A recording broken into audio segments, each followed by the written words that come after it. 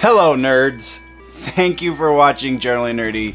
This is your week in Nerdom TV edition for the week of November 5th, 2018.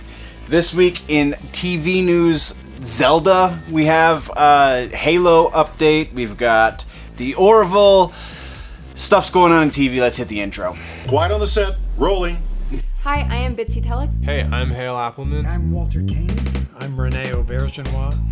Odo on Deep Space Nine. Michael Dorn, Lieutenant Commander Worf, Star Trek The Next Generation.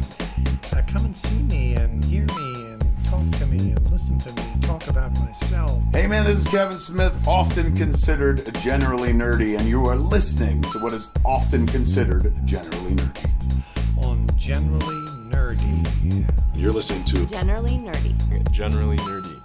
Generally nerdy. First up, in real quick update news for the Orville Season 2, we got our teaser trailer. You can follow the link in the description to watch that. Looks like more of the same. Looks like actually fleshing out this world a little bit, or this universe, I guess is probably more appropriate, a little more, so that's always a plus. It looks like they're still doing the show that Star Trek wishes they could be doing. So again, lots of fun. Follow the link in the description. You can go watch the trailer yourself. Come back and talk to me. There's really not a whole lot of anticipation or expectation, I guess, for Season 2, because Season 1 was something we didn't know we wanted, and it was pretty awesome. So now Season 2 is just going to be more awesome, it seems. So yeah, that's all we've got on that. Next, we're talking about The Legend of Zelda. So, producer Adi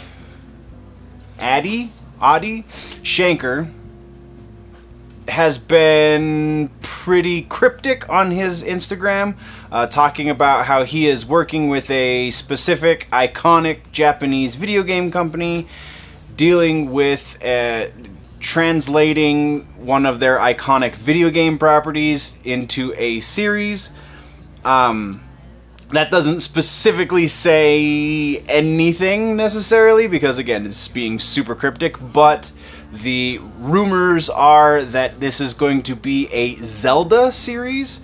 Shankar, if I'm remembering this correctly, and I don't have the computer in front of me right now, so I can't double check it, but I'm pretty sure Shankar's the guy who did the Mighty Morphin Power Rangers, the short, the adult version of the Power Rangers, which was incredible, if you remember, back in like 2013. Yeah, just freaking awesome. 2015, actually, I think. So there's that. He's got a pretty decent list of nerd cred as far as things that he's done, so that this could be exactly what Zelda needs to be, a series. Probably going to be an animated or a computer animated series, not likely to be a live action, though no details have been given, so we don't know specifically until these things are announced. Nintendo hasn't said specifically, and obviously Adi Shankar, whatever, he's keeping things pretty close to the chest, so we won't know until Nintendo tells him that he can, or whoever the video game company is tells him that he can divulge more. So until that point, we're gonna move on.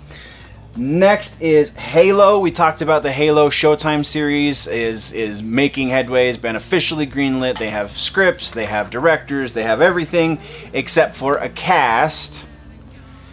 And they have started casting. The first on the list is for Master Chief himself, John 117. And so this one is a real quick bit of information, and I'm going to turn it over to you. The question is, who should they cast as Master Chief? Should they cast a known actor? If they do cast a known actor, then that's likely to mean that we're going to see Master Chief's face, and that's kind of a giant faux pas. So should they cast somebody known? Should they cast an unknown who just might be awesome? Let's have that conversation down low in the comments.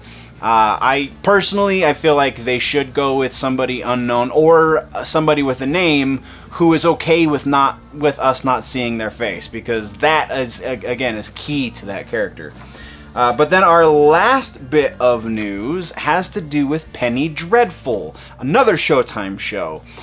So Penny Dreadful, for those of you that don't know, that didn't watch it, was a horror show that Showtime did. The last season was 2 years ago, 2016. It was 3 seasons long and was actually quite good. They won a few awards for it. It was well received, if not well watched. They had fairly low ratings for it, but still a lot of critics loved it, and it had a pretty hardcore fan base, and then was kind of prematurely canceled. It was a surprise to the cast. Halfway through season 3, they said that they weren't going to be getting a season 4, partially because of Game of Thrones, because Game of Thrones was eating up the ratings. They had such a lion's share of the market that the producers didn't want to risk losing money, so they just cut it off shortly. Well, it's coming back. Kind of. We're getting a sequel series, Penny Dreadful City of Angels. So it's going to take place in Los Angeles instead of London, which is a big departure.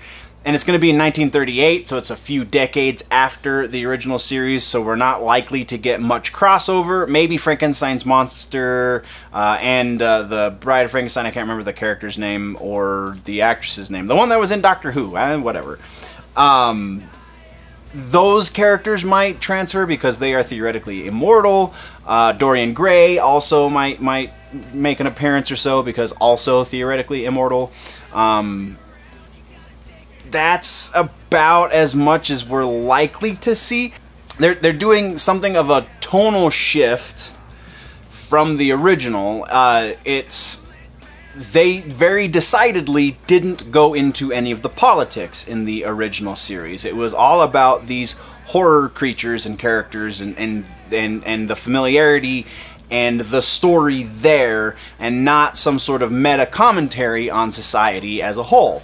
That was a decision that they made together. They were going to avoid all of that. Well, now that it's coming back, it sounds like some of the producers have shuffled a little bit, and now they're going for the political commentary because we're in a new era, and low ratings be damned. We're gonna be talking about the things that we decided not to talk about the first time around, when that was actually pretty well received, and now I don't think this is the best direction for them to be going.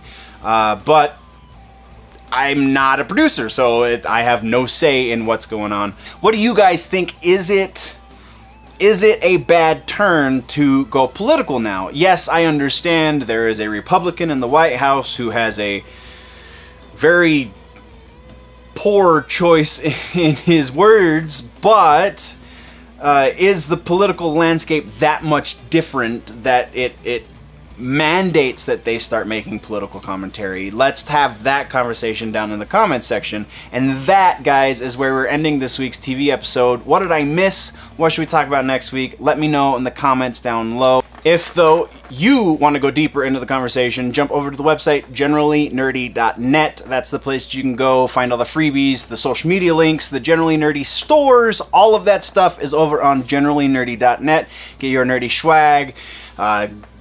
Get a little bit deeper into this conversation with me over at the website. Again, generallynerdy.net, or there's a Patreon, patreon.com/generallynerdy. That is the place to go get more content, not just deepen the conversation, but more stuff to add to the conversation.